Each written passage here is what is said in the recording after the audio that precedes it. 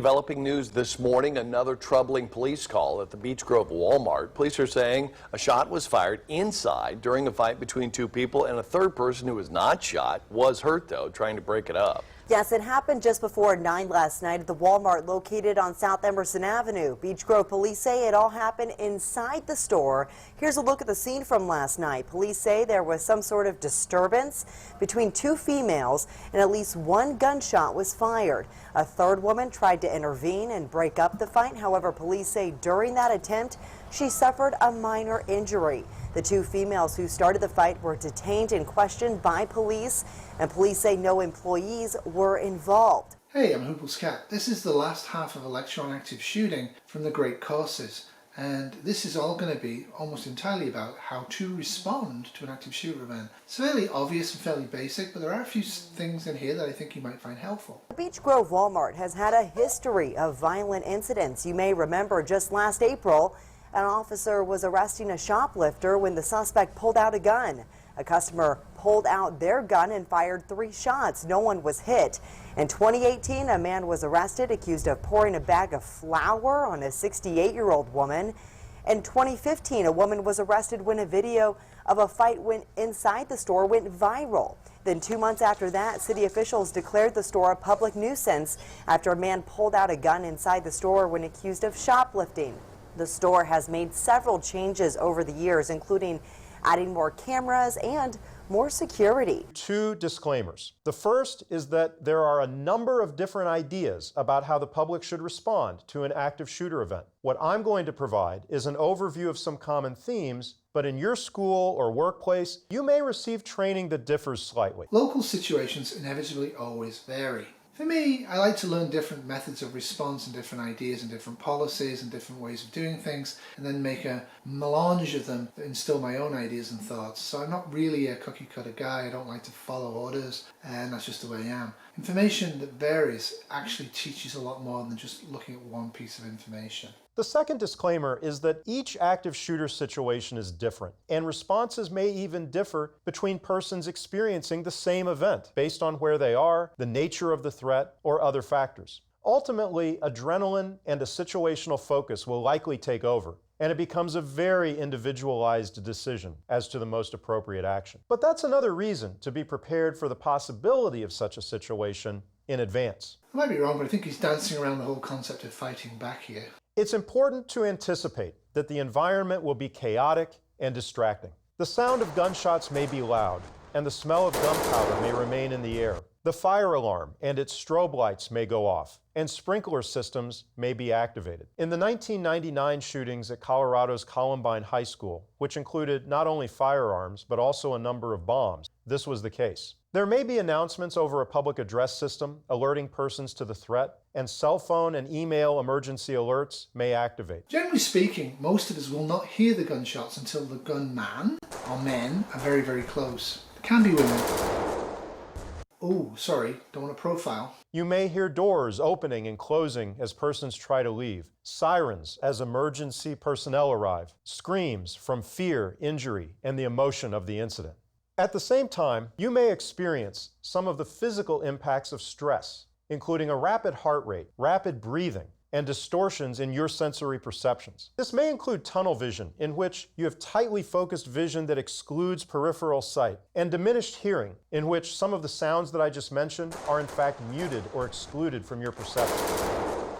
These impacts on sight and sound sometimes go hand in hand with the response to a highly stressful situation. And these may be perceptions beyond your control, but knowing that they may occur can help you understand what can happen during a high-stress response. Get training. Do you have young kids? Gently discuss these ideas and responses with them on an occasional basis, not daily. But always remember, toddlers and young children are not just small adults. They interpret things differently. Don't fill them full of unnecessary fear for an incident that's probably never going to happen to them directly. For active shooter situations, both the Department of Homeland Security and the federal government's public preparedness website, ready.gov, recommend a model of response called run, hide, fight. We'll go through the basics, but you may hear similar principles called by other names. In fact, there are a number of different response models that share some common ground, but which have different nuances beyond what we can cover here. As with all lectures in this course, this is a starting point, but not the ending point for preparedness. You'd be well served to treat great prepping videos the same way. Always go beyond, always dig deeper than the links, always go beyond the information you've given in the video. Try and find the same stuff in books, try and find the stuff online. Ask other people if you can what they think. Try and find videos that disagree with the video's ideas, especially if you really like the ideas. All of this stuff builds knowledge, and lifelong learning is what we are going to be doing. As the name suggests, the run, hide, fight perspective suggests 3 different options for a response. These are not necessarily sequential, meaning that you don't have to go through all 3 in order. You're in a meeting and right outside your door you hear gunshots. You can't escape, you haven't got time to hide, the door's starting to open. Grab weapons. Hardback books, by the way, to the throat are very, very deadly. Get up, grab things, tell people to grab stuff, hand weapons to people, get up and move to the door, surround the door on all sides, not in front of the door, but on around it. And as soon as the attacker comes through the door and you're aware it's an attacker or somebody acting odd, lay into them. If they appear to resist you, deal with them harshly. But do talk to them, because they might actually not be an active shooter, but somebody who's playing a prank. By the way, pranksters, pretending an active shooting is going on and setting off gunshots in a building and walking around with a fake gun isn't smart. Rather, the idea is that when it comes down to what can be done during an act of violence, these are the 3 primary options. The first 2 options we'll discuss were illustrated during the Pulse nightclub shooting. The first option is to run. Get away from the scene if it's safe to do so. At the Pulse nightclub, some patrons, including some who had been injured, were able to escape the scene through the building's exits. In following this option, it's important to move quickly, but safely. That means leaving belongings behind, and this is another of the difficult situations to have, leaving other people behind if they're unwilling or unable to leave. Be aware people are going to get injured and possibly killed. Your goal is to disable the attacker as rapidly as you can. This may well mean killing them.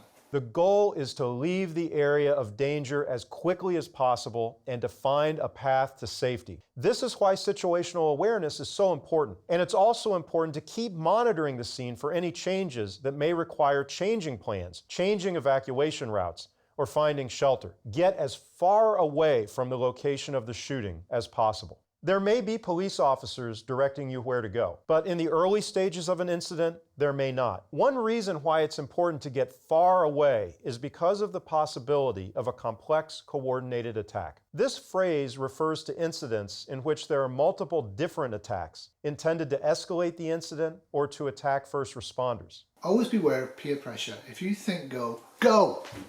If your group is whatever, chill Huples, it's nothing. You go. Be aware that you might have to flee under fire. Tuck down as you run. If you can, keep a sideways profile to the active shooter. Now, if you can, don't be fat like me. I shouldn't have this area of target. Now, as I mentioned before, I'm Canadian. I'm actually British and I've lived in Canada since 1989, so I consider myself to be Canadian, though most Canadians or Americans might hear me as English, but I'm actually Canadian. In Canada, we expect our cops to be like this. This is how our cops are. We expect the cops to be helpful. But they are as military obsessed as the United States cops are, and the British cops. And they all have the same training about terrorism and active shooting events. Their goal in the active shooting event is to kill the active shooter as fast as they can, whilst not being shot themselves. Rescuing hostages, helping hostages, etc., identifying hostages is a secondary consideration until they know that the active shooter is down and there are no other active shooters. So what I'm saying here is do not get yourself shot by the rescuers. Do exactly what they say and do it slowly. Don't be holding a gun when you think the cops are coming in. But more on that. The second option is to find a place to hide from the attacker. This is where the distinction between concealment and cover becomes important. Recall that concealment hides and cover provides protection from gunfire. This picture shows concealment. If you are hiding behind something like this in an active shooter event, expect to have to fight. It might have been better to run off and take the risk of being shot from behind before the active shooter or shooters got close.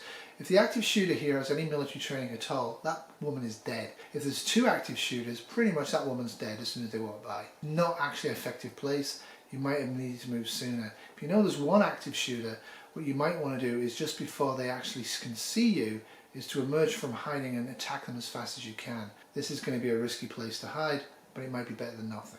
In the Pulse nightclub shooting, some patrons hid where they could find a place, behind the bar, in dressing rooms, in restrooms, until they were rescued by police officers who had entered the building. If hiding, it's important to remain silent, both to avoid potential detection by the attacker and to be able to maintain awareness of what's going on, if possible. Silence your cell phone, close doors, and cover windows. Lock and blockade the doors, if possible. For me, this is really low common denominator advice. I prefer this one. Evade. This means run, hide, use windows, get away from the active shooter, not be found by the active shooter. I think that's a really important key difference between just running.